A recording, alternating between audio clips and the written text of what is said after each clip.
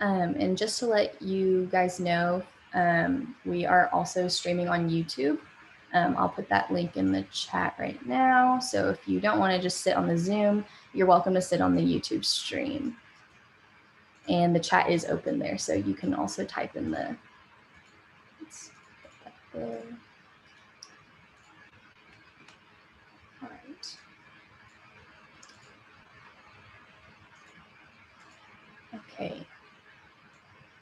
Okay, so we're live.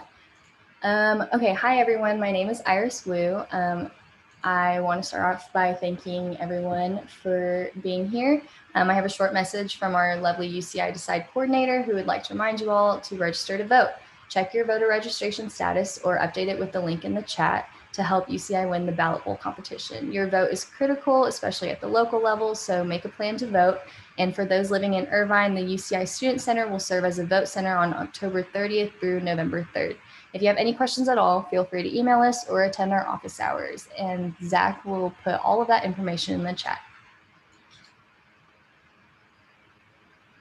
All right, good evening and thank you for joining us. My name is Alan Calderon and I am the External Vice President of ASUCI. And I'm Thomas Genova, the External Affairs Vice President for AGS. Hello everyone, we would like to welcome all UCI Irvine Anteaters, Irvine residents, and the larger community for being here with us. Tonight, the External Vice President of ASUCI, UCI's undergraduate student organization, and the AGS VP of External Affairs from AGS, UCI's graduate student organization, have partnered to bring you a forum with the candidates for Irvine Mayor.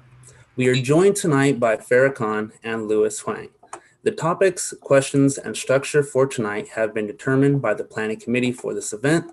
The questions have not been seen by anyone outside of the planning committee for this debate. Only the topics have been released to the candidates. Tonight's speaking order has been decided by a random drawing with the candidates present.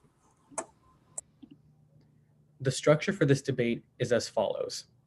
The candidates will have 2 minutes to answer questions on our 3 main topics for the night: COVID-19, affordable housing, and Irvine environment. In each section, we will ask relevant follow-up questions where candidates will have only 1 minute to respond. After every candidate has answered the question, the candidates may take a 30-second rebuttal if they choose. In the second half of the debate, candidates will answer questions submitted by the community and will have only 1 minute each to respond. Finally, the candidates will be given 2 minutes to make their closing remarks. At the end of the debate, candidates may choose to stay back and talk to the attendees if they would like. This will be an opportunity for attendees to directly talk to the candidates and ask them questions. Each candidate present tonight has agreed to these rules. Before we begin, we'd like to make it clear that all 4 candidates that filed candidacy and qualified for the ballot were invited to participate in this debate. Mayor Christina Shea declined to participate after multiple attempts to contact her campaign. Catherine Daigle did not respond to our invitation. Let's begin. Farrakhan, you are first to deliver your opening statement. Hey, thank you so much. It's such an honor to be here today. And I just want to give you all a little bit of background about myself. I actually grew up in the San Francisco Bay Area and went to school at UC Davis and worked my way up in a biotech company. So I ended up being the regulatory affairs manager for a biotech company called Chiron that was later bought out by Novartis, and spent 8 years in my managerial role. From there, we moved to Irvine in 2004. And when we moved out here, my husband was starting his own business. We had 2 little boys. And as I was looking to get rehired in here locally, we found ourselves in the beginning of a recession where not a lot of companies were hiring. So I focused more on the business side and helped my husband during those times. And during those times, those years, I got more involved on a nonprofit side and ended up being hired on as the executive director of a local nonprofit called the Newport Mesa Irvine Interfaith Council, where we worked with a lot of faith communities in Irvine, Costa Mesa, and Newport Beach, tackling issues like homelessness and human trafficking, and making sure that we were standing up for one another, facing so many of the issues that the local communities were facing. And during that time, also, I got a little involved in local politics and found myself showing up at city council meetings and speaking up during public comments. And I found myself showing up almost at every other city council meeting because there was so much going on, and I didn't feel that the leadership at the time was responding to the community's needs or taking action that was necessary. And so I thought, this might be something that I would be interested in, and decided to run for council in 2016. That was the first time that I ran. And as being a new person, I wasn't very aware politically of what to do, but I tried my best. I didn't win in 2016, but it was a learning moment, because what I got to hear was that maybe Irvine wasn't ready for so much diversity. Maybe someone with a name like mine was unelectable. And that really was an eye opener for me. With a community like ours in Irvine that's so diverse, so educated, these weren't the type of comments that I thought I would ever hear. And so in 2018, I ran again and came in first out of 12 candidates. And since then have been working to make sure that I'm voting for the public on behalf of the public and doing what I can do best. Thank you, Council Member. Louis Huang, you are second to deliver your opening statement. Hey, thank you for inviting me. It's truly an honor, and I think you guys are all crazy. It's Friday, it's 7 o'clock. I mean, really kudos for everyone who's listening to this right now. I'm thinking back as an 18-year-old, 19-year-old, 20-year-old, would I join something like this? And probably not. And I'm as political as, as can be. I don't have an opening statement. I just have a couple of remarks, I guess. Thank you to ASUCI. I'm pulling up my notes because I think there's a couple of other organizations, associated graduate students, and then there's another logo here that's too small to see. Thank you. It's very telling that there's two candidates not present right now, and I'm actually gonna save everyone time, and I urge everyone to YouTube search Irvine Mayor UCI students and watch the clip. That's all you have to do. Irvine Mayor UCI students, go watch the clip. I think that's a very important clip for all UCI students to be aware of. It's publicly, it's in her own words, the Irvine mayor, who again is not here tonight. And it's very telling that of the people who are here and who aren't here. So, rhetorical question, did they decline for any reasons, anything like that? So anyways, I'm gonna end my time here. Thank you, and let's have a fun and lively discussion. Thank you so much to both of the candidates for your opening statements. We will move on to topic number 1, COVID-19. The coronavirus outbreak decimated California's economy.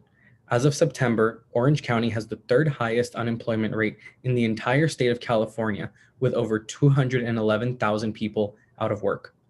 The economic impacts of the COVID-19 crisis in Orange County, California, Neighborhood Gaps in Unemployment Insurance Coverage report finds Orange County's neighborhoods, Irvine included, are at the highest risk of not receiving adequate economic assistance in the wake of the COVID-19 unemployment crisis. The demographics most impacted include students, people of Latinx or Asian backgrounds, for those who are considered low income, and those with immigrant legal status. How will you use your position as mayor to establish a safety net for Irvine residents who have been impacted by COVID-19? Without another stimulus package on the way anytime soon, are you supportive of rental assistance, rent cancellation, or any similar program to help further Irvine residents further help Irvine residents in these times? We'll start with Louis. You have 2 minutes. Yes. All of the above. I will reach out to everyone. I will reach out to everyone listening to me right now. I will reach out to anyone who's not listening to me right now. I am already reaching out to my friends on Instagram, my friends on Twitter, my friends on Facebook. I'm live tweeting this as we speak. I need to hear the stories that everyone is going through right now. We need to be there for one another. Yes, to rental assistance. I'm gonna let other people with a little bit more knowledge on local government speak on this topic. But to the best of my knowledge, our esteemed mayor voted to not use general funds money. So that's taxpayer money in general funds. It was going to be $1 million to help 2,000 families, and she voted no on that. Instead, she used the state's money. So I see, yes, we got to use every resource at our disposal. Small business loans, what are those loans going to help? Well, it's going to help families, local families, residents of Irvine, and even residents of Orange County. I mean, we gotta do our best to help people as best we can. But really, the only way we can really come together, help each other, is we got to share our stories. We got to be brave, and we got to share our stories, and we got to collaborate, and we got to watch out for our neighbors and one another. So that's how, that's step one. It's we got to get together and help one another out. Thank you. Councilmember Khan, you have 2 minutes to respond. Thank you. So as you know, our county was given $530 million from the CARES Act funds.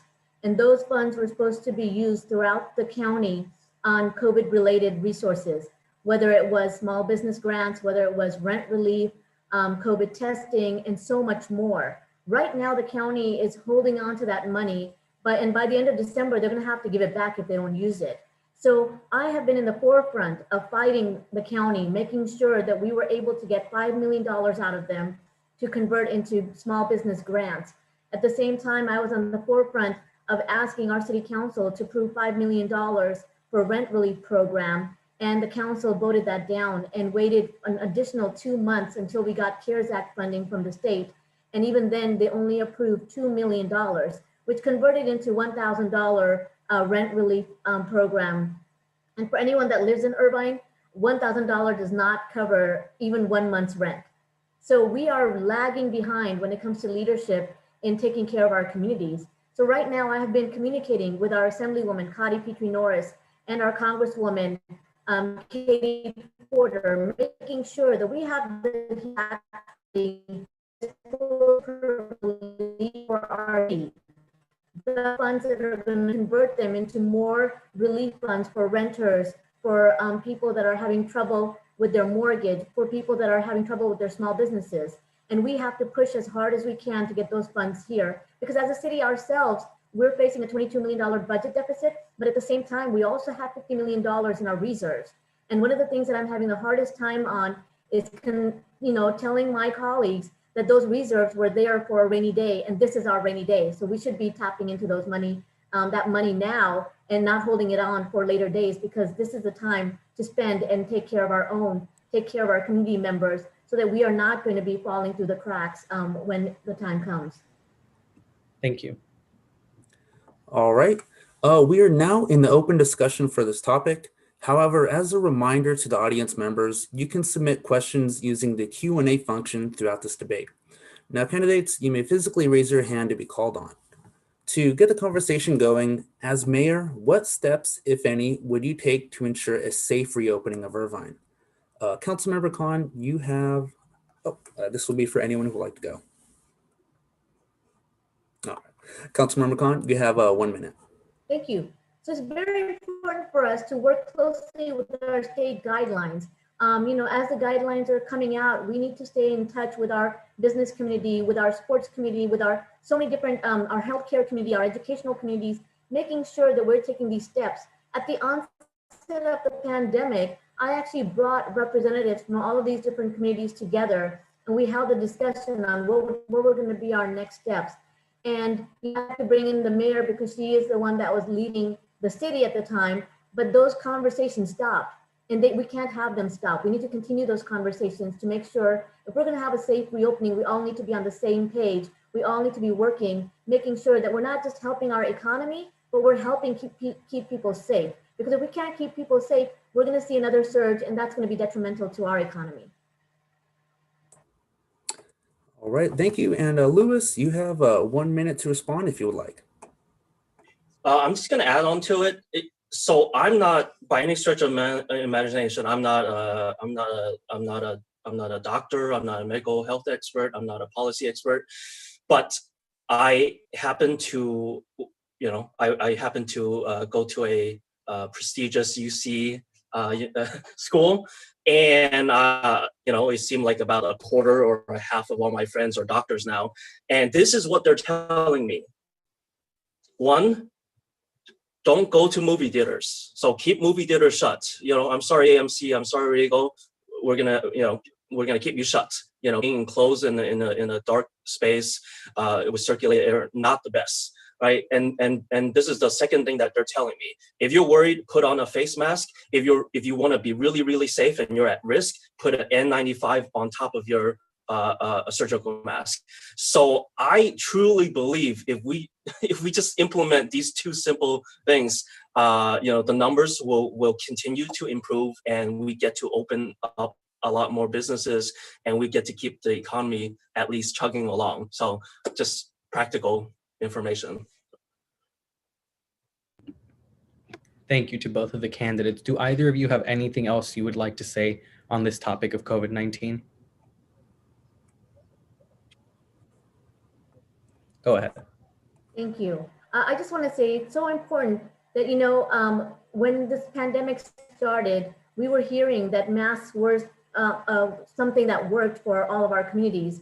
And so for me, it was very important for us to not only mandate the mask, but also have enforcement behind it. And I think that's something that has helped us in our city, because we seem to have the lowest rates of infections when we look at other cities nearby in Orange County. And so really, again, leadership taking those careful steps as we move forward, making sure that we're in tune with everyone around us, our community partners, and informing the community.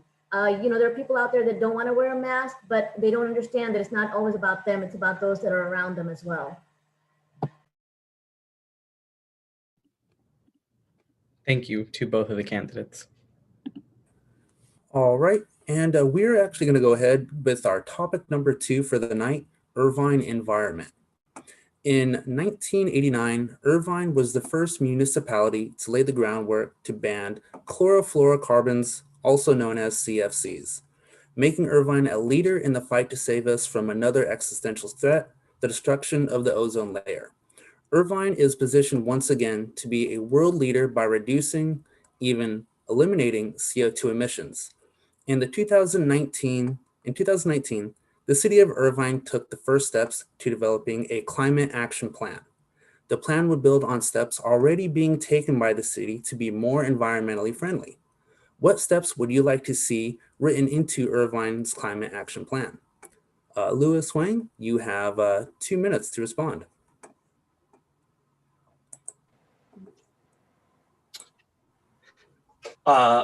Let's do everything we've already been doing. I'm proud of the accomplishment that I personally have done, which is I've been in solar for 10 years now. Since 2009, I have worked in the solar industry, and I probably lost my job about 8 times.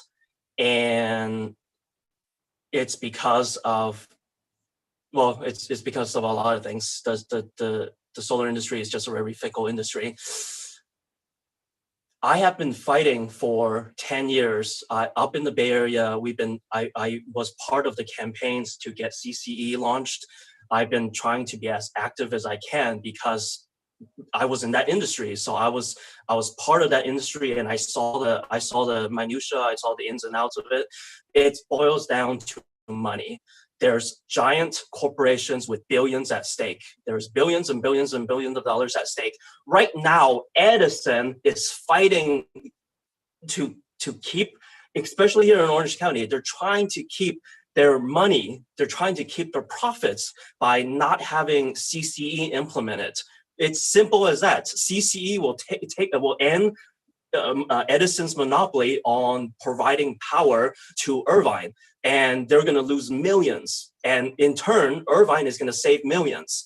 So when you look at it, and I have to mention Irvine, our esteemed mayor Irvine here in Irvine, she has been fighting publicly. I don't even know what goes on behind the scenes, behind closed doors. She's been fighting CCE tooth and nail. She's been slowing it out and drawing it out. So if people who are listening to this, if you really care about the environment, which of course we do, we're all young and we got the whole world ahead of us, make that decision.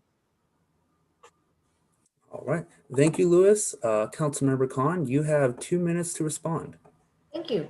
As someone that actually initiated the climate action plan in 2019 for our city, I think it's very important for us as a city to set goals to achieve. And what's unique about this climate action plan is that we actually took time to meet with so many of our community partners to get them on board and be involved in the decision-making process.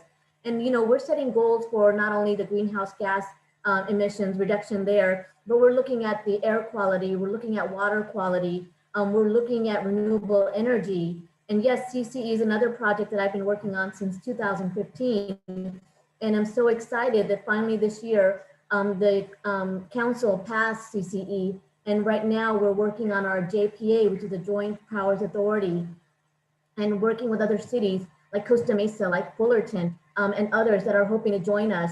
And what's going to be really unique about this is that we will be able to procure renewable energy into our city. And because we're not, we can actually reduce the rates for our residents and our businesses, and at the same time generate revenue that we can then convert back into programs and services benefiting our city.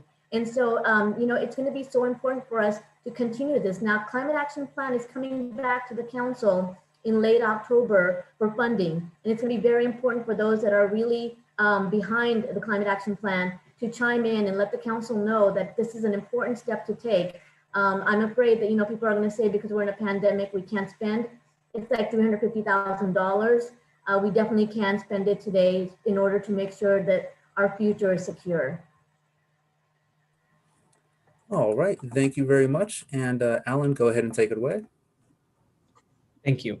We're now in open discussion for this topic. Candidates, you may physically raise your hand to be called on if you have anything you want to add to the previous question. Louis, you have 1 minute. Thank you. Thank you, Alan. So I am gonna urge everyone who's listening to this, let's, if you care about climate action, if you care about greenhouse gases, let's encourage our local officials, let's encourage IUSD, let's encourage everyone who works in the public and private sector. I drive by Arnold Beckman High School. I had to Google it because there's too many names here. I drive by Arnold Beckman High School almost every day, and I love the solar that I see, the carport solar in their parking lots. I love it because first I love solar, but why not have solar at every facility, every Irvine public building, every parking lot, every, can we do something to encourage Irvine company to put solar on all their commercial rooftops? I mean, imagine the applications of that. It's, let's ask for it if we really care about it. Let's demand it. Thank you, Louis. Councilmember Khan, is there anything else you would like to add? No, thank you. All right. Well, to kind of guide the conversation, I'll pose the following question. What steps need to be taken to preserve or improve the air and water quality here in Irvine? Either candidate may raise their hand. Councilmember Khan, you have 1 minute. Thank you. So right now we're already facing a dilemma with the All-American Asphalt Company, who I guess changed some of their operations to where the neighborhoods nearby were not only smelling the production, but also complaining about having particles coming into their homes. So we are working on the city side to make sure, and I just asked, we had a special meeting today at 3 o'clock to discuss this. I asked our staff to make sure that we were reaching out to UCI experts as well to get some air sampling done to figure out exactly what's in the air and remediate anything that we can. Right now, we just pulled the business license of All-American Asphalt right now to make sure that they stop production until we figure out what's going on. But we've been hearing about this for the past 2 years, and it took this long for our council to take action. And what we really need is leadership that is not only going to listen to the people, but actually bring issues forward not when it's convenient for us, but especially when it's important for our residents. Thank you both. We will now move on to our third topic.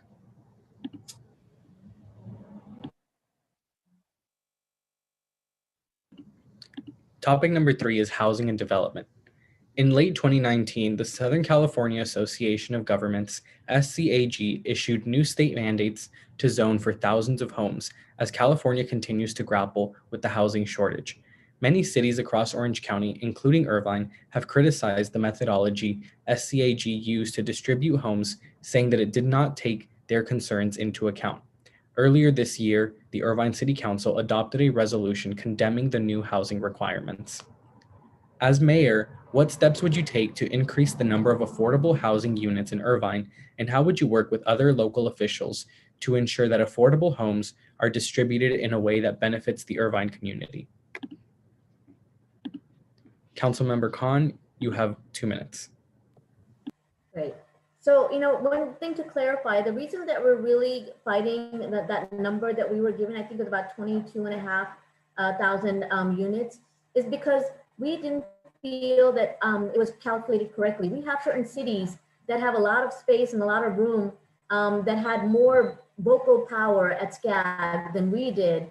And so, for that reason, that's what that whole issue is related to. However, when it comes to affordable housing in our city, we are one of the most forefront cities that are tackling affordable housing. I sit on the board of the Irvine Community Land Trust, and one of the things we do is make sure that we have the land, nonprofits, and that we're building affordable housing. We currently have a little over 6,000 units in our city, but we also know that the need is great because our most recent project has 68 units in it, and it had 5,000 applicants. So that just tells you right there the need. So we're looking at right now, when we're looking at our inclusionary zoning, we're looking at possibly increasing that from 15% to maybe 20 or 25% to help us get to that amount that we need. Not only that, but working with our state legislators to cut some of the red tape, because I'll tell you, when it comes to affordable housing, it takes 5 to 10 years to develop one project. And that is unacceptable. We can't continue to build when we are looking at a project timelines of 5 or 10 years. So we definitely need to make sure that there's some way of expediting affordable housing. And I know there's some bills out there to help us, and I'm hoping that we can push those from the local level as well. And when it comes to, high density, we're looking at our train station. We're looking at areas where there's transit to get those built. It's going to be very important for us to have people that are going to speak up. I asked them whether they were going to supply workforce housing for our community. That means housing for people that work here but can't afford to live here. So if we want to reduce some of our traffic, we need to make sure that people that work here are able to live here as well. Thank you, Councilmember Khan. Louis, you have 2 minutes to answer. Yeah, homeowners in Irvine do not care about affordable housing. They don't care about, in fact, they want housing to be as unaffordable as it can be.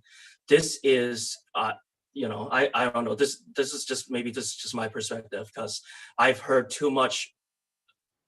I was gonna use a B word, but there's too many complaints from people in $1 million houses complaining about traffic.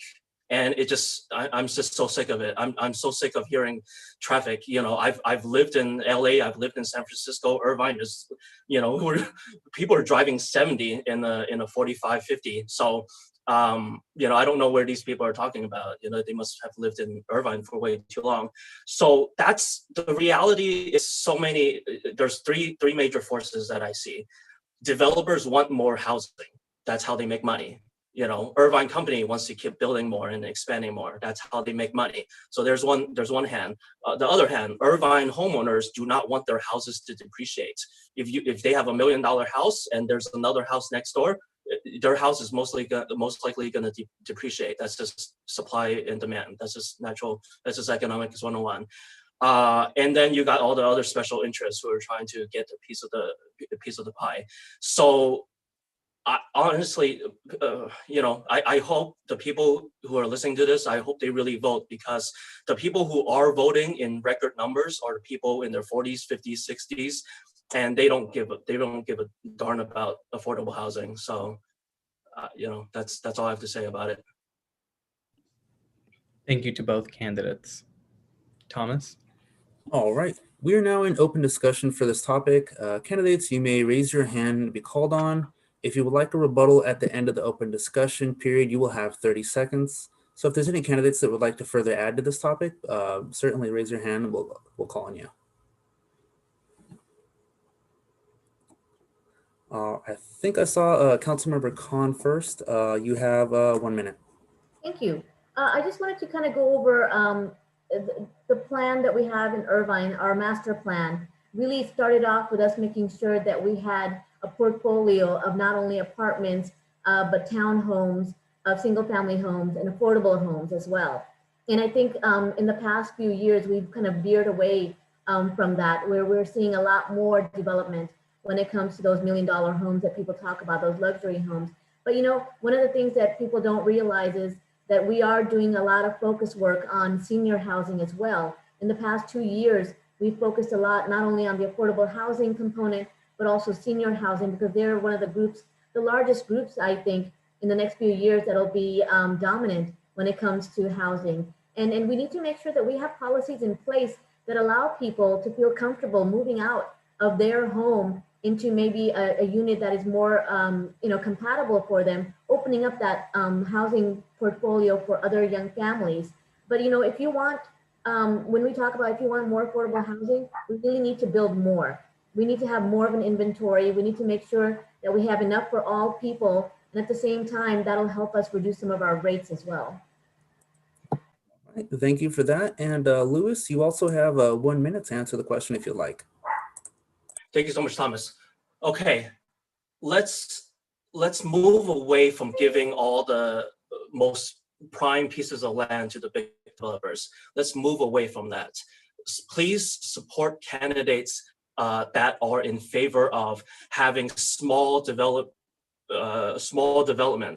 I've said publicly and I've said privately to a lot of people who might not necessarily follow my political views, but it's actually very beneficial. If you want to talk about supporting small business, if you want to talk about having more opportunities, open up more development for the mom and pop developers, people with $1 million to $10 million in capital, to go in and develop small plots of land so that they can build some 5-unit apartments, some 10-unit apartments. That way, when you have small developers coming in, they're going to hire small contractors. And when you have more housing, well, naturally, price of housing will come down. So please, let's try to get some more, move away from the big developers. Can I add to that, please? Yes, you will have 30 seconds and you're good. Thank you. So just so everyone is clear, any open land that we have in Irvine to be developed has already been entitled. So it's either entitled to the Irvine company or it's entitled to 5 Points. We don't have any more land to sell off or give to any small developer. So we have to work with those that are there now. So just wanted to make that clarification. We don't have an additional land to give or sell. All right, thank you for that. And I will pose a follow-up question. I'm wondering, what are your thoughts on corporate development in Irvine, and what changes, if any, would you like to make as mayor? Louis, we'll go ahead and give you 1 minute to answer that question. I don't have a comment on this. Council member, if you'd like to comment, we can go ahead. If not, we can go into the next section. Oh, was that just for him? That question was for Louis? Oh, that was actually for the both of you. I was just going with Louis first. Okay. Can you explain exactly what you mean by that question, if you can just clarify? Well, from what you saw, the comments earlier, Irvine company and 5 Points are generally the larger corporate developers in Irvine for housing. And we were wondering if there's any changes that you would like to make as mayor towards corporate development for Irvine in terms of housing. I hope that clarifies it. You know, even before I got on in 2018, a lot of these developers already had agreements with the city on how much they're going to build. And so for us right now, it's all about when the projects come to the planning commission or come to the council, we have an opportunity to make our voices heard. So like I said before, in 2019, you know, when we had a huge project coming forward near the Great Park area, I fought to make sure that a portion of it, at least 500 units is what I fought for, would be converted into workforce housing. And that means priority given to those that are actually working in Irvine, you know, like our teachers and our firefighters and so many others in different industries, making sure that they have an opportunity to live here. And thereby, you know, when it comes to traffic, it's the same thing. So our city doubles in population during business hours. And if we want to reduce some of that traffic, we have to make sure that we're building according to the businesses that we're attracting here as well. All right, thank you, candidates. And that completes the first part of tonight's debate. We will be having a 5-minute break, and when we return, the moderators will be asking the candidates questions submitted by the public. Attendees, feel free to utilize the Q&A feature now to submit a question to be answered by the candidates, and we will be back at 7:43 in 5 minutes. Thank you.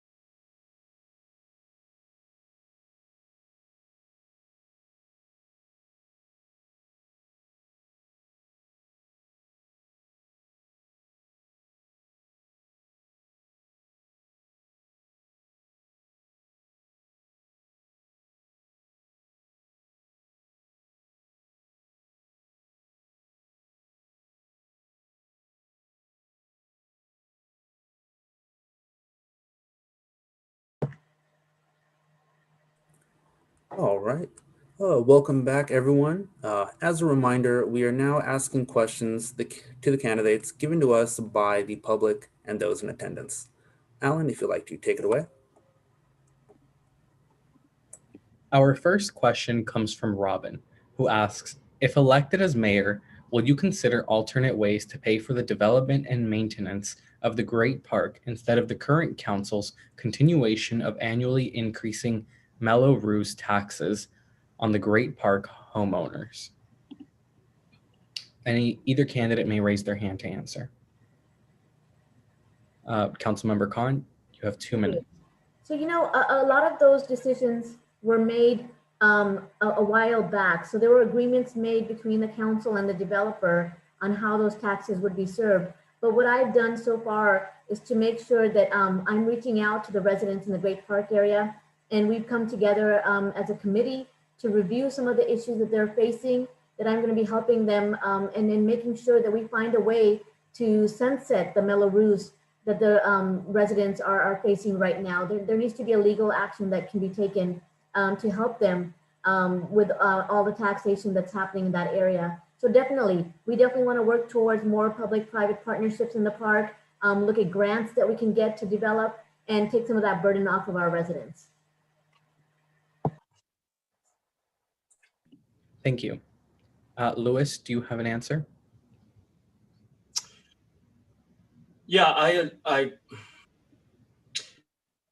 don't care about the concerns of the residents of Great Park in the sense that they're not the people who are hurting right now. Going back to the earlier issue, we were talking about affordable housing. That is a concern of mine. Whether Melrose, you tack on an extra property tax on top of a 1% property tax, I'll let them fight it out. I would like to make a comment though, and this may or may not apply to the Great Park, is I like to have a place where there's a bar open somewhere in Irvine. Well, that's it. That's my comment. Thank you. Councilmember Khan, you have 30 seconds to respond. Thank you. I just want everyone to know that it's so important to have the right type of leadership that is going to be looking out for all 280,000 people that live in the city, regardless of where they live or what their issues might be. Whether you're a student or you're someone that is living in the Great Park or anywhere else, it's important to have leadership that is going to be listening to your concerns and reacting accordingly. All right. Thank you for that. And an anonymous attendee asked, Irvine recently promoted a citywide rental assistance program to assist those with lease termination fees and rental assistance payments. However, students living on campus at UCI were deemed ineligible for the rental assistance programs. They were wondering, why were students who live in Irvine and contribute in the form of tax dollars not eligible for the assistance program? If anyone would like to raise their hands and go first. Councilmember Khan, you are first. You have 1 minute. Excuse me. I'll try to explain this the best that I've understood it, is that the city and the UCI campus are almost like two different entities. So anything on UCI is more state related, and anything outside of UCI, their property is city related. And so one of the reasons that the UCI students on campus were not able to ask for rent relief was, one, that we were told that that anyone living on campus that wanted to leave was able to be granted a lease breakage without any fees, and were able to move on. And there were some accommodations that were being made by UCI. So we can't overlap or overturn things that the UCI campus has had policy-wise. But if there are issues that students are facing outside of that, please let me know. But there were some legal issues where we couldn't overstep what UCI was offering to on-campus students as to what we were offering to our general residents. All right. And also, Louis, would you like to answer this question? indirectly, because these are the concerns of UCI students who, last I checked are, valued members of Irvine and, really, UCI students. I was a college student, like 10, 12 years ago. But you guys are the future. So I think it's vitally important to help the next generation. Here's where I'm coming from. This is what I'm getting from UCI students. And please let me know if anyone has heard anything different. I don't talk to a ton of UCI students all the time. They want to end the UC Irvine police that's on campus. They are, I've heard a lot of complaints about, obviously not being able to afford rent.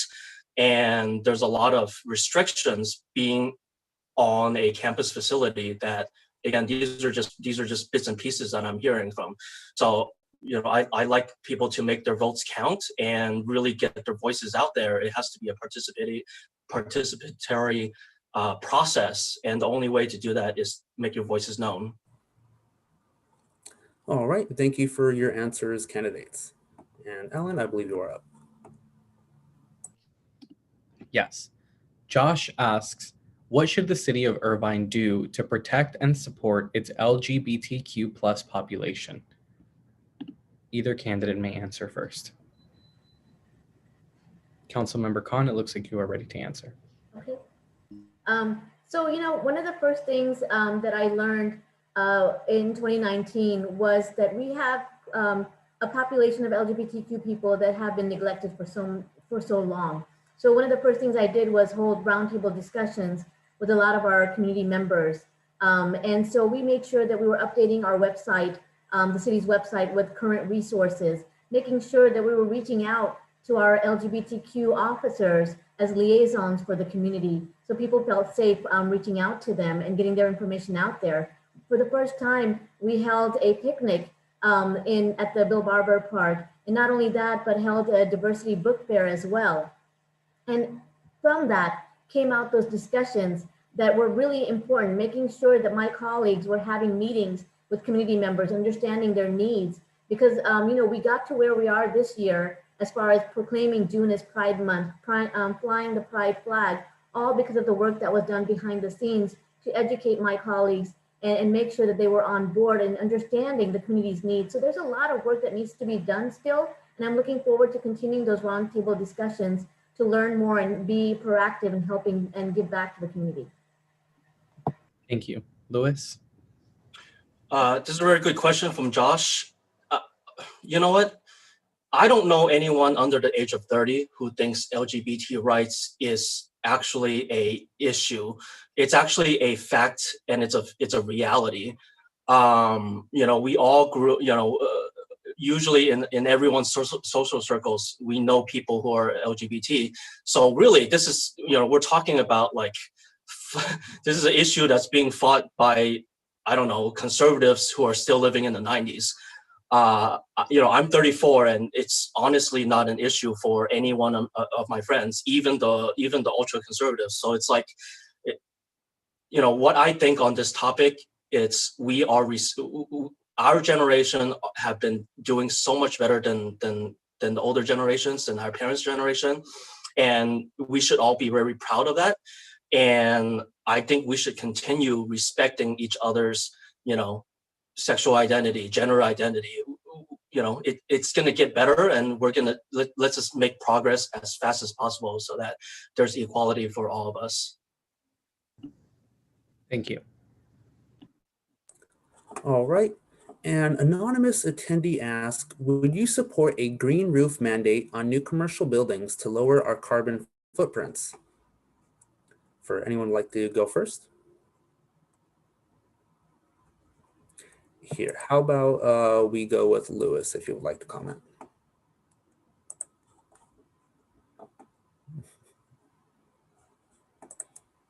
Yes. Thank you. Councilmember Khan, if you would like to comment. If not, we can go on to the next question. Thank you. Yes. We have opportunities to implement so many amazing programs in our city. And, you know, I chair the City of Irvine's Green Ribbon Environmental Committee, where we're actually discussing different issues that we can bring forward and implement into the climate action plan as well. We're doing our energy review audit right now. And so we're going to be getting some good data back on where we are right now and what we can do to improve. So all of these ideas are very important. And I would suggest that if you have ideas or things that you want implemented in the city, to please join us during the Green Ribbon Environmental Committee meetings and voice your concern, and let's get that ball rolling. Thank you for your answers, candidates. Alan, I believe you're up. Joshua asks, do you support xeriscaping and native plant landscaping to reduce our water usage and impact on the environment? And for the candidates, xeriscaping is the process of landscaping or gardening that reduces or eliminates the need for supplemental water from irrigation. Councilmember Khan, you have 1 minute. Thank you. Absolutely. And you know, this is something that I have been working on for quite a while now. We have a program in the city, it's called One Irvine, where we're going to go back into the older neighborhoods and kind of revitalize the older neighborhoods. And I've been working with a lot of our master gardeners in the city to make sure that as we do that, that we are going to be changing out those lawns to more of the native plants, drought-resistant plants, or are they drought-tolerant plants. And so making sure that, you know, we're doing whatever we can for the longevity of our environment. So yes, absolutely. I'd love to learn more. This is something that I'm learning a little bit about now, but I think this is something that is very important as we move forward. Even in our city's landscaping, we're slowly starting to convert over from the green lawns into different flora and areas that don't need so much water, because we use recyclable water, you know, for most of our irrigation. But however, we can't rely on that for long term. We need to take some actions now to eliminate that. Went over. Thank you. Lewis, you have 1 minute. Yeah. Yes. Yes. I'm going to expand on this because I'm looking at Google Earth right now at our lovely Irvine City Hall building, our Irvine Civic Center building. And you know, this just reminded me because you guys just mentioned about the Green Roofs program. There's a lot of good space on top of that roof. Can we make use of it? Wouldn't it be amazing if we could have green roofs on there? If we could implement solar on top of it? I mean, wouldn't it make a good symbolic statement? You know, this kind of goes back to that whole LGBT question, which is symbolism. You know, the whole LGBT flag, rainbow flag being flown became such a big issue when, you know, and it should be an important issue, but it's a symbolism. So let's have a little bit of green symbolism for our lovely Civic Hall building. So that's my answer. Let's do everything green. All right, thank you for that. Leslie asked, in the past, the mayor has repeatedly stated that we should not link the Irvine Police Department with racial bias or misconduct. Do you believe that Irvine PD still has room to improve in regards to reducing or eliminating racial bias? This is for anyone who would like to answer first. All right, Councilmember Khan, you have 1 minute. Absolutely. There's always room for improvement. And if there's anyone that says that there isn't, then that's when we become a stagnant state. So really, you know, after the BLM protests, what I did was I reached out to a lot of our Black community members and again, held a roundtable discussion. And the first one included our police chief and our assistant police chief. And we talked about issues that the Black community was facing in our city. And a lot of the issues that they brought up, our police chief was not even aware of. So we came up with some action plans and some goals that we wanted to attain, and we continue meeting on a monthly basis. And one of the action plans was to make sure that we had a speaker series for the officers in conjunction with the UCI African American Studies program, to bring speakers in from the community and from UCI to talk to them about implicit bias, to talk to them about what it feels like when someone of color is being pulled over and how their actions or reactions can affect them. And I think that's going to be very important as we move forward. We can support our police, they're wonderful, but at the same time, there's always room for improvement. And wherever there is room for improvement, that's where we need to do the work. Thank you for that. And Louis, you have 1 minute to answer the question. I have some breakdown here, which I got from Irvine Police Department. I'm going to post this on my Twitter and Instagram. I'm going to read it in hopefully as quickly as I can. Irvine Police Department, here's the breakdown. 146 staff members, white/Caucasian, 32 Hispanic members of IPD, 27 Asian, 4 Black, 1 American Indian/Alaskan, 1 Egyptian, 1 Afghan, 1 Pakistani, 4 mix. Gender breakdown, there's 39 female staff members at IPD. I think there's a lot of candidates who are talking about diversity and bringing more diversity. That's my one area is IPD. Let's reflect some diversity, but more importantly, I want to know who speaks other languages. Se habla español? Do any of them speak Chinese? Do they speak Asian, Korean, Vietnamese, Russian? I want them to, I wish Irvine Police Department, like City of Irvine, can have a little bit more, language diversity is my comment. All right. And Councilmember Khan, you do have 30 seconds for a quick rebuttal. Thank you. I just wanted to clarify that we did have a presentation done not too long ago, and we do hire and are trying to hire more diverse officers from diverse backgrounds and making sure that we have in-language services available. So we do have officers that speak a variety of languages that we count on when they're called upon from people that need those services. So that is something that is a work in progress.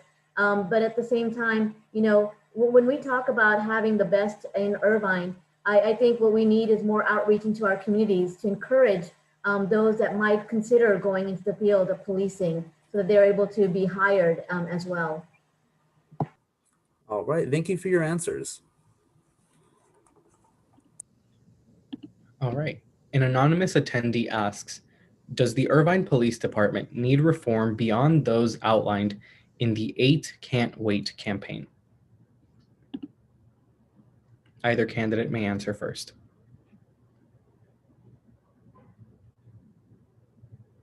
Councilmember Khan, you have 1 minute. So yeah, we did do a review of the 8 Can't Wait campaign, and we found our policies to align almost 7.5 out of the 8, we aligned with 100%. The only one that we didn't have was, I think it was shooting after a moving vehicle. And so we are looking into that policy to see how we can make it work better. Outside of that, what I really think is, and something that our officers have been asking for, is support services. So having social services go on calls where maybe an officer is just needed as backup, but we need social service worker to go into those situations where it might be, a mental health issue or something like that. And I think that's something that I really want to focus on and actually have implemented a health and wellness element into our general plan to look into where we can improve our services when it comes to going out and reacting to the community's needs. Thank you. Louis, you have 1 minute. I have said publicly on my Instagram and on my Facebook, I think we should look at a hiring freeze with Irvine Police Department for every officer that had, and I don't know the inside outs. I don't know the plans. I've had 2 conversations with Chief Mike Hamill, very, very upstanding man. And I really appreciate the work he's doing. I would like to have a hiring freeze. I think we have enough armed officers with Irvine Police Department. And I would like to see those, for every armed officer that we put on hold, let's implement a couple more part-time peace officers. I've asked for more part-time peace officers who are in charge of going out in the community and doing similar work like social services, but really just building a community. I like a pilot program done in Irvine if I were mayor. Thank you. All right. Victoria asked, Irvine local officials have a track record of getting elected, then becoming unresponsive to students. If elected, how will you maintain a healthy and open conversation with Irvine students? Right. Councilmember Khan, you have 1 minute. Thank you. You know, I have tried to keep a very open door policy with just about every community member, including students. And so there are a variety of ways for people to reach out to me. And I think they have in the past. I've worked with students on various issues, worked very closely with a few of the students here when it came to, the rent relief program, and working with UCI, contacting them and contacting our governor's office and making sure that I had the information that I needed to help them, making calls to the Irvine company on behalf of students and others when they weren't negotiating enough.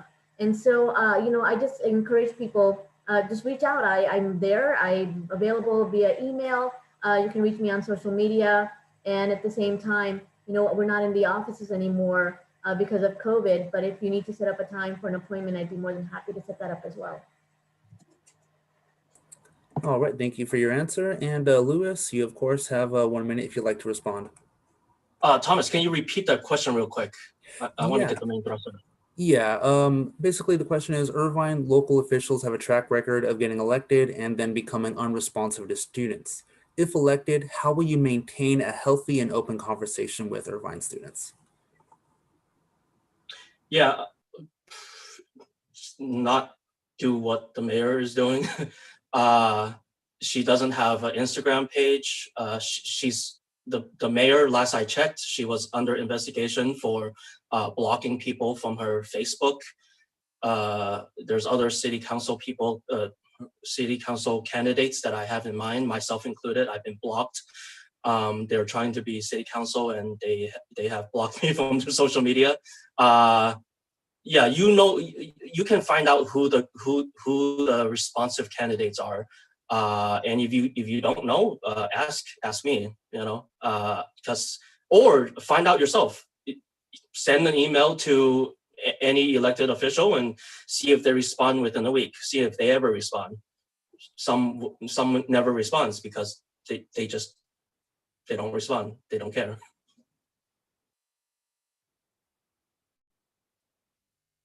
Well, thank you for your answers to this question.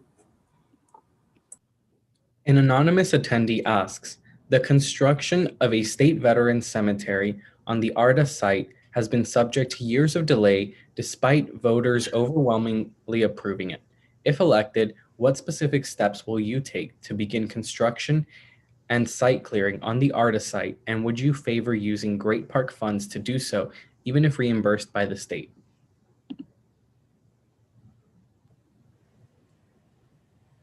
Councilmember Khan, you have 1 minute. Sure, thank you. So I just wanted to clarify one thing. This issue has been going on for so many years now, and it's being ping-ponged on the backs of our veterans.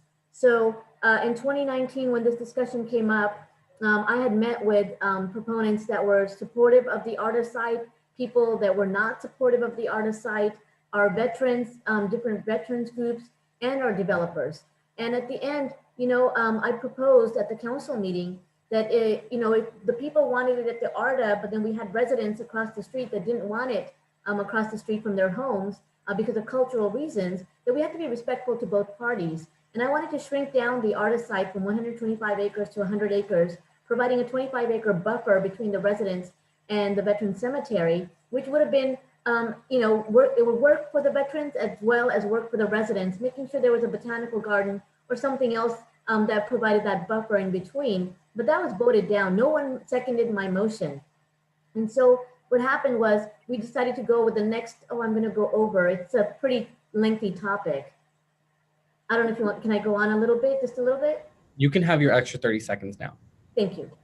And so what happened was we decided, okay, so if we're not going to be able to do it there, because no one was voting for that option, we voted for the golf course site. And then of course the initiative came forward. We saw the residents definitely wanted it at the ARDA site. Right now it's in the state's hands.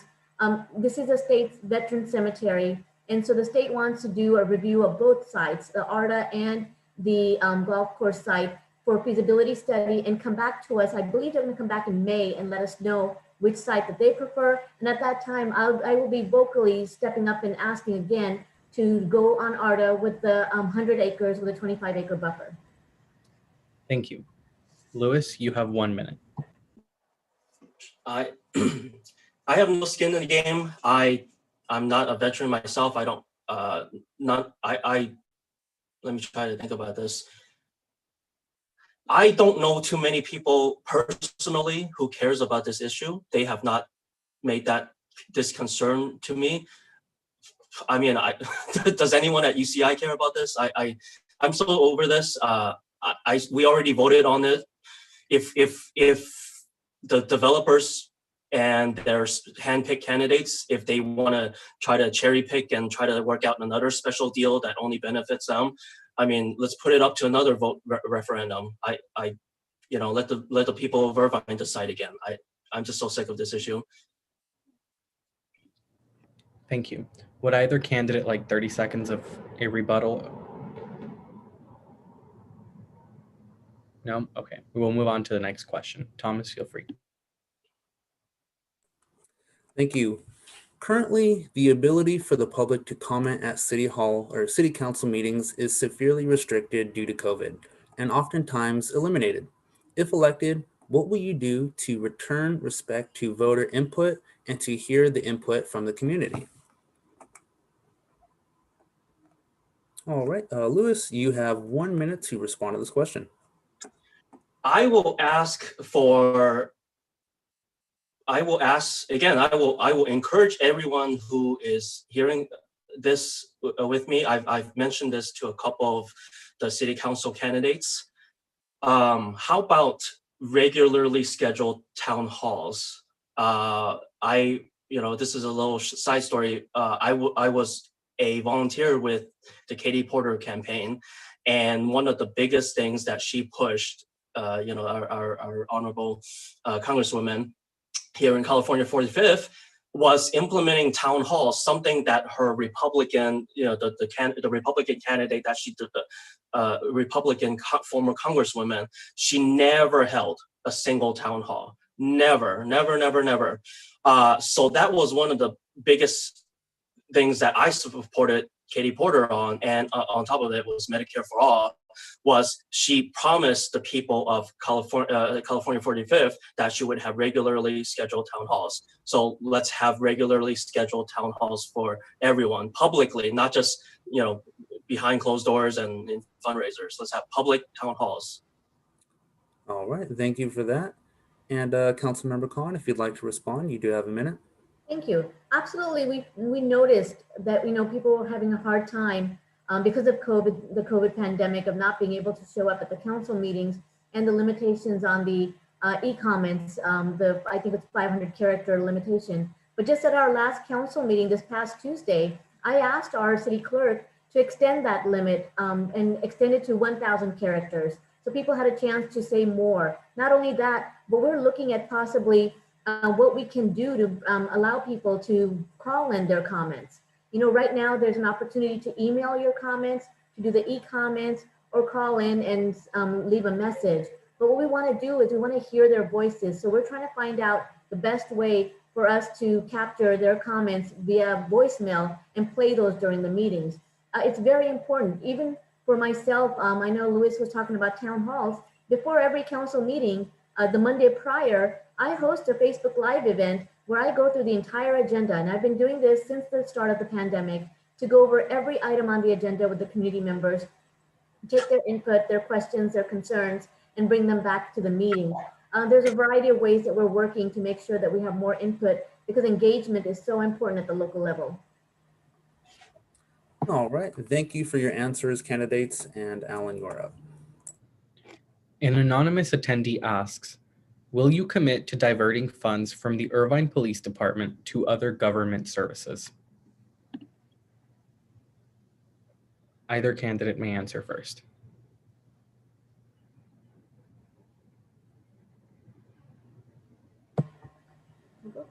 Councilmember Khan, you have 1 minute.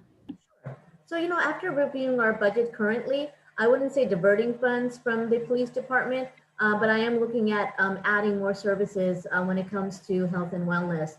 And I think that's something that we really need to start tackling and making sure that we are providing additional services for our community members. Louis, you have 1 minute. I honestly believe okay, so I've looked at the overview of the Irvine Police Department's budget, at least for the last couple of years. I don't know the line items in it, and I assume the majority. Actually, I recall the majority of it goes to paying, the salaries of our members in law enforcement. So I don't necessarily have an issue with just maintaining the budget. Again, I'm going to jump back to my pilot program. I think we should have a hiring freeze and divert that money to having more unarmed community officers. These are community members. I like it to be. I like these part-time community officers to be representative of the community at large. I like them to introduce themselves to small business owners. I like them to introduce themselves to the neighbors and be the pulse of the Irvine Police Department. Anyone can come up to them and ask them questions about Irvine Police and city services, and that is their responsibility, is to serve the community without a firearm at their side. Thank you. All right, and our next question comes from Priya. What are your thoughts and ideas regarding public transit in Irvine? Do you believe it is sufficient, or can it be improved, and how?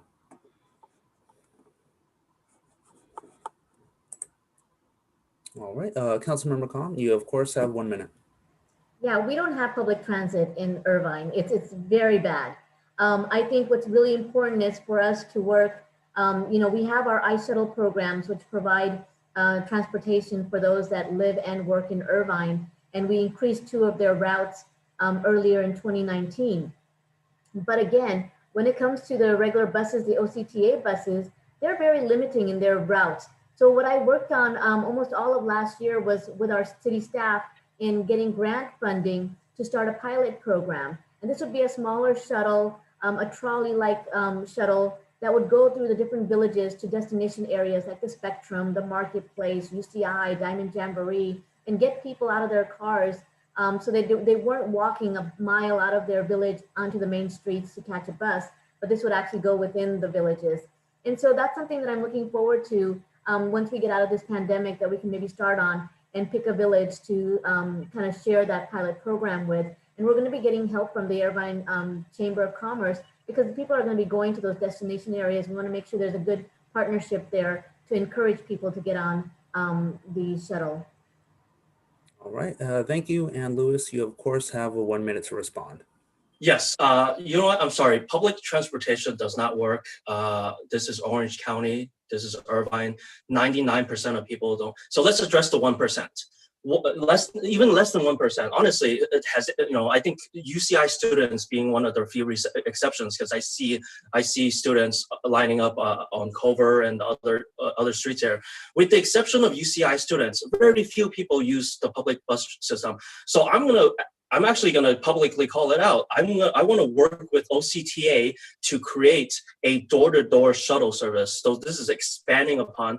I have a friend who, one of my best friends here in Irvine, her mom is in a wheelchair, and for a couple of dollars, she can call a service, and that shuttle service will go to her house, go to her apartment, pick up her mom, drop her off, and then hours later they can pick her up. I'd like to expand this program for anyone who wants to take advantage of it. Door-to-door shuttle service.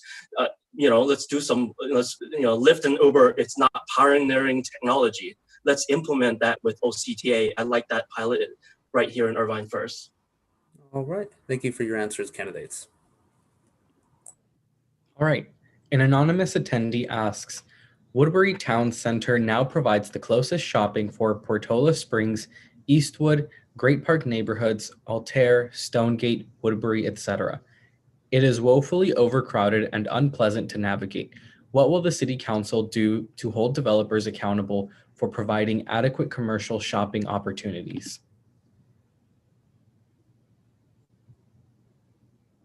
Councilmember Khan, you have 1 minute. Thank you. So, that's an issue that's been, again, an ongoing issue for those community members. And a shopping center, a retail center has been promised. We saw initial plans come through the Planning Commission, and then there's a halt, and nothing moved forward. And a lot of it is based on the pandemic and whatever economic crisis some of our developers may be facing. But at the end of the day, we definitely need to relieve the congestion at the Woodbury Town Center and make sure that the Great Park neighborhoods has their own dedicated retail center. And that's something that I'm going to be working towards and will continue. That's one of the conversation topic points that we had with the Great Park Residents Advisory Committee meeting that we just had recently. And so I'll be making sure that I reach out to the developers and get updates from them on an actual timeline for a retail center. Thank you. Louis, you have 1 minute to answer. Yeah, it's a simple solution. Take the bus.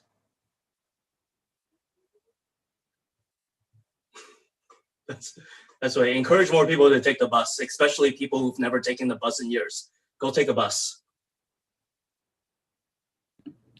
Thank you to both candidates. All right, and an anonymous attendee asks, the Irvine Community Land Trust is 100% taxpayer funded. What are your views on the land trust formal relationship with the city of Irvine? Do you think that as a condition of city funds, they should be required to have at least 2 elected city council members appointed to their board?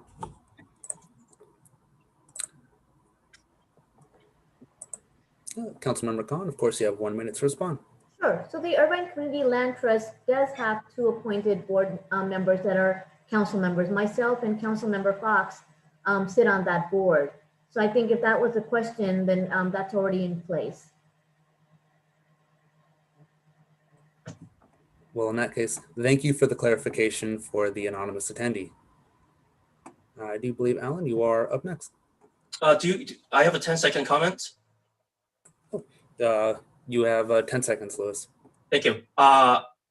This is a similar issue that I've been hearing about. It's let's expand the number of city council members.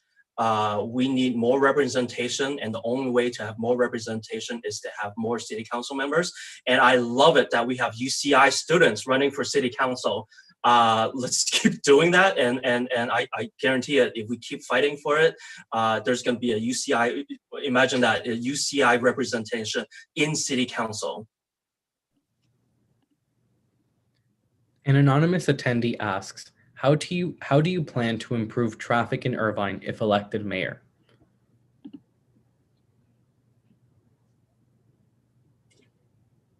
Councilmember Khan, you have 1 minute. Thank you. So, one of the things that our city did in 2016 was hire a consultant to do an overall review of our traffic and transportation throughout the city. And then they came back to the city and gave us a list of items that they thought we needed to implement in order to alleviate some of our issues. And with Don Wagner leaving the council to go be supervisor, we actually ended up closing down our transportation department.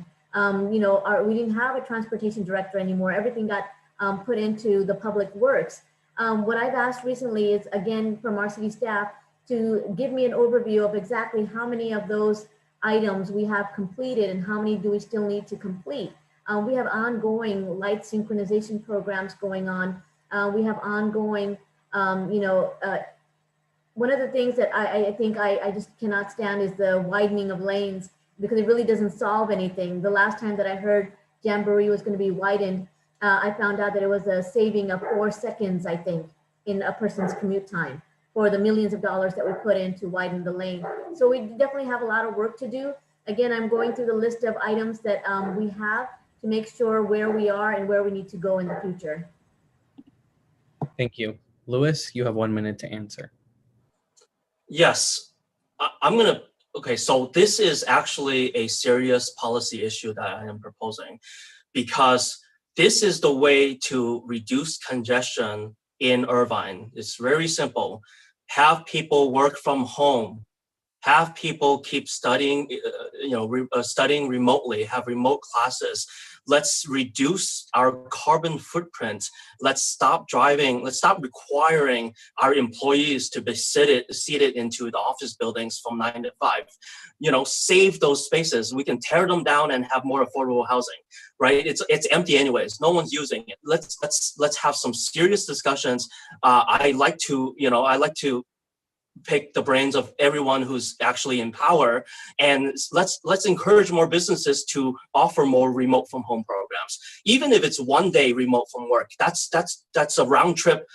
That's a round trip gas that we save, and guess what? That's reducing our carbon footprint. So let's have more bosses that would allow more remote work from home opportunities. Let's continue that. Councilmember Khan, you have 30 seconds for a rebuttal. Thank you. I just want to share also, at our last council meeting on Tuesday night, we passed a resolution asking our businesses that are offering work from home opportunities to continue those in the long run and get back to us with some ideas that we can implement throughout the city. Thank you. All right. And here, our next question actually comes from D. What measures should be taken to ensure public funds stay out of state and local campaigns? This is for anyone who would like to answer first. Okay, Louis, you do have 1 minute. This is a huge issue, and I'm not a policy expert on this. And we really, this is simple. If no one pays attention to the dark money that's being spent on advertising, it might not go away, but it won't work. They can keep throwing money, millions and millions and millions into it. Let's stop paying attention to all this. I have purposely and symbolically, I've kept my campaign 100% paper-free, waste-free. I cannot stand the sight of those signs that we always see on all our streets. I think they're also toxic. I don't have the exact science on that. You know what? Let's be creative. Let's think outside the box. Let's encourage more future candidates. If there's a future candidate right now here in the audience, right, representing UCI, go encourage a waste-free campaign. We can do it. All right. Thank you, Louis. And Councilmember Khan, would you like to respond to the question? Repeat the question one more time, please. Yeah. What measures should be taken to ensure public funds stay out of state and local campaigns? Public funds as in, I don't know, like, are we talking about just general contribution from the public? Oh, no, it's Mike Carroll. I do believe D, and I'm not quite exactly sure, but it relates to taxpayer money in campaigns. Sure. I got it. Thank you. So, there's different things. It really comes down to the ethics of the person that's in office. And one of the things that I have been asking for and promoting is having an independent ethics commission that oversees the council's activities. And that's something that I hope to not only implement, but with a new council we'll have in place so that we have more transparency on how public funds are being used. Thank you for that, Councilmember. And Louis, you, of course, do have 30 seconds to respond. Perfect. So I'm trying to remember where I saw this from. I think it was Irvine Watchdog debate. I heard I heard the many politicians who are running. They keep, yes, I encourage ethics. We should have ethics commission, and I think it's all BS, because one thing that they don't mention is only when you have an ethics commission can you launch investigations. Otherwise, all the shenanigans that are going on, it happens behind the doors. No one gets to investigate. If you have an ethics commission, hopefully with decent ethics commissioners, that's how we get the investigations done. That's how we protect taxpayer money, and we encourage ethics, and we do all the good things. Again, that goes into having, a participatory, demographic. Thank you for your answer, Louis, and Councilmember Khan. Alan, you of course are up. Thank you. An anonymous attendee asks, numerous cities in California, including many in Orange County, have moved from at-large citywide elections to district elections to avoid the risk of a lawsuit under the California Voting Rights Act. Would you support a similar move for the Irvine City Council?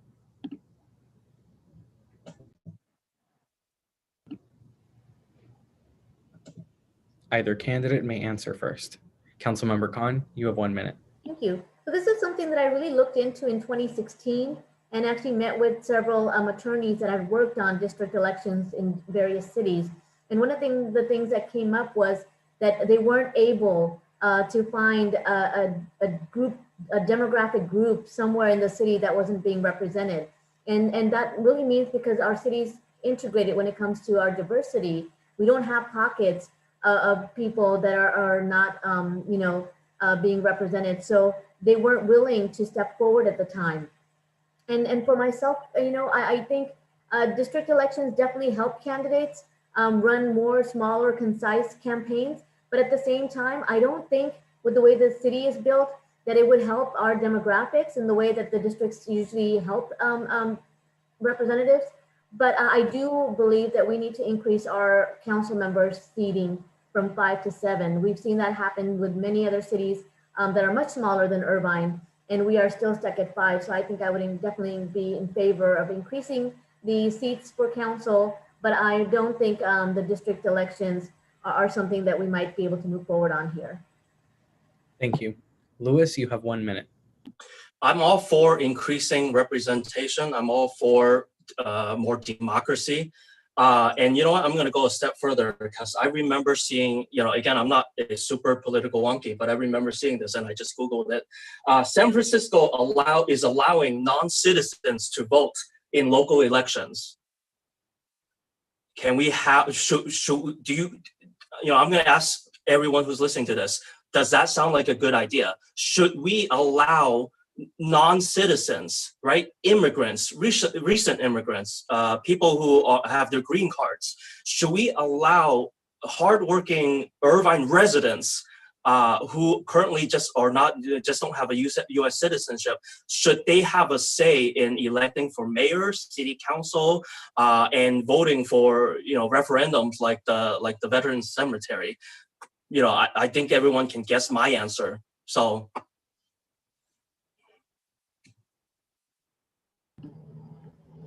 Thank you.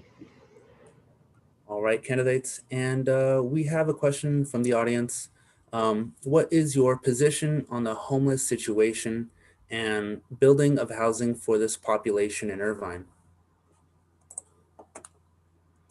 This is, of course, for either candidate to answer first. And I think I saw Lewis's hand. Yeah, I remember answering this in another public forum, and I believe, yes, yeah, absolutely. You know what? Because of all the empty office buildings and because of all the situation going on, San Francisco has tried to pilot, various things. I just want to make it simple and easy. I want I'm envisioning like a Starbucks, right, without the coffee. Basically, I'm envisioning homeless facilities, whatever term you want to call it, community centers for everyone. These are community centers where anyone can go, myself included. If I need to charge my phone for 30 minutes, I'd like there to be a facility available. If I need to use a restroom, I'd like there to be a shower. I mean, it would be amazing if we could offer these services. I have so much I can say, but people in Irvine don't care about homeless. That is the fact. People in Irvine don't care about homeless. So. Thank you for that, Louis. And council member, you of course have 1 minute to respond. Thank you. So, that's a huge issue that this entire county is facing. And I remember almost 10, 12 years ago, we had the Illumination Foundation that was based right here in our city, and they gave the county a 10-year plan to eliminate homelessness. And it was all about providing housing with wraparound services. We needed to move away from shelters and provide independent housing places that provided resources and services for the various needs that our homeless population has, whether it's just a family trying to get back on their feet, whether it's the senior population, single women, whether it's people with mental disabilities, drug addiction, veterans. And so, it's really important. That's why I really am focused on the Irvine Community Land Trust, because every building that we build, every project that we're bringing forward, we're setting aside, anywhere from 20 to 30%, 35% of those units for the homeless population, including wraparound services. And that's going to be key for us in solving this issue at a local level. But on a countywide level, the county has funds to take care of this issue, and they're not taking care of this issue at all. And so if anything, we need to change out our supervisors first. All right, thank you, candidates, for your answers to that question. Candidates, this will be the last question for the second portion of our debate. Do you have any responses or comments to the current attacks on vote by mail and the risk of fake drop-off boxes in Orange County? Either candidate may respond first. I saw Lewis's hand first. Yeah, everything I know about the county registrar, I don't know, I forget his name, but I follow him on Twitter. Everything I know and everyone has told me that he is an honorable man, takes his job very seriously. And my understanding is, and all we can do right now is hope and pray that he will take that awesome responsibility of counting everyone's votes. So I don't have anything insightful to say, but I just like to have a shout out to the county registrar. Thank you. Councilmember Khan, you have 1 minute. It's very unfortunate that we're seeing these fake boxes pop up throughout Orange County. It is, it just shows you to what length some people will go to manipulate our elections. And so for me, it's been very important, and I put this out, through my newsletters and other places on social media, that people, please, before you go to drop off your ballot, just go to the ocvote.com website and make sure it's an official ballot box, make sure it's the right address that you're going to. And not only that, but once you drop off your ballot, please track it. I turned mine in on Monday, I think, and then just yesterday, I got a little text letting me know that they not only received my ballot, but it has been, taken into, what is it called? I think they accepted it. And so it's very important for us to keep educating the people to make sure that they're going to official ballot boxes and that they're tracking their ballot. And if anything doesn't seem right, to please report it right away. Thank you. Would either candidate like 30 seconds to add to this? No? But, all right. Well, we have reached the end of tonight's debate. Candidates, we will now move into closing statements, and you will each have 2 minutes to deliver your remarks. We will start with Councilmember Farrakhan. Thank you so much. Again, I thank everyone that put together this debate forum and the opportunity to speak to everyone here. It's so important as we, vote and get active at the local level, that we have representation that is honest, that is inclusive, that is actually working for the people. And I just want to share some of the issues that I'm hoping to focus on, is really supporting our residents and our small businesses, not only navigate out of this pandemic, but at the same time, the economic crisis that's going to be upon us is upon us right now. Making sure that I'm working with my colleagues at the state and federal levels and getting those funds that we need to make sure that people aren't going to be kicked out of their homes, that people aren't going to be shutting their doors to their businesses. This is going to be key in the moving forward. Not only that, but keeping our community members safe. And that means every single member of our community should feel safe. Making sure that we have policies in place to keep our community healthy, and addressing the economic uncertainty with new solutions, new technology. And I mean, like the Community Choice Energy Program is a step in the right direction. There's going to be so much more that opportunity that's going to be there for us to tap into. And we need to have leaders that understand that sometimes we have to take that little bit of a plunge for long-term goals. And for the Community Choice Energy Program, a $10 million investment today that is repaid back to the city. So it's not even a spending mechanism. We get it paid back. Is going to be so important in the long run when we're converting to renewable energy, when we're reducing rates for residents in our businesses and getting revenue back into the city for additional programming. And then, of course, the most important thing is being your voice, your representative on the council, making sure that I'm in touch with you and addressing the needs that you have in the city. So I ask for your vote and your support as we move forward, and really just please go out there and vote and learn about all the candidates that are out there. It's so important to vote down ballot. Thank you. Louis, you have 2 minutes.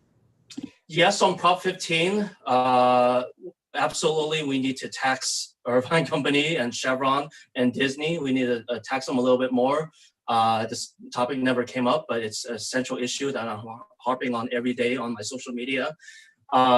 Please, I employ, I know for a fact, because I was there maybe 12, 13, 14 years ago, listening to Al Gore when he went to San Diego. There are future leaders absolutely who are listening to this. And I want to encourage and motivate all the leaders out there, because guess what? Don't let the boomers have the say in our future. Don't let the older generation, and I count myself, I'm 34. Don't let me and my, and the millennials have dictate your future. We got, everyone's got so many decades left on this earth. We gotta make the best of it. And I encourage everyone, if you think running for local office is a good idea, contact me in 2 years. Contact me now. I'll run through the ropes and I'll teach you what I know. I'm gonna do a couple of shout outs. Diana Zhang, she seems to be doing good things for the Chinese American community. Christina Dillard, Diversity Council. There's all these, John Park, he seems to be a decent family man and very caring. We got present company included, and just, we really, but this is just 2020, there's 2022 and 24, and, look at the mayor of Anaheim and see the shenanigans that he's pulling off, and Santa Ana, I hear all this corruption. There's corruption everywhere. Don't turn a blind eye on it, stay woke. I don't know, do what you gotta do, but best of luck, peace and love, and thank you for ending early. Thank you to both of the candidates. To our attendees, that was Irvine City Council member Farah Khan and Luis Huang. Thank you to the candidates and to the audience for tuning in to the first ever ASUCI and AGS hosted mayoral debate. Also, a big thank you to everyone who has tuned in to our local debates this past week. Take the time to fill out the form linked in the chat to provide us some feedback on the debate and to let us know how we can improve in the future.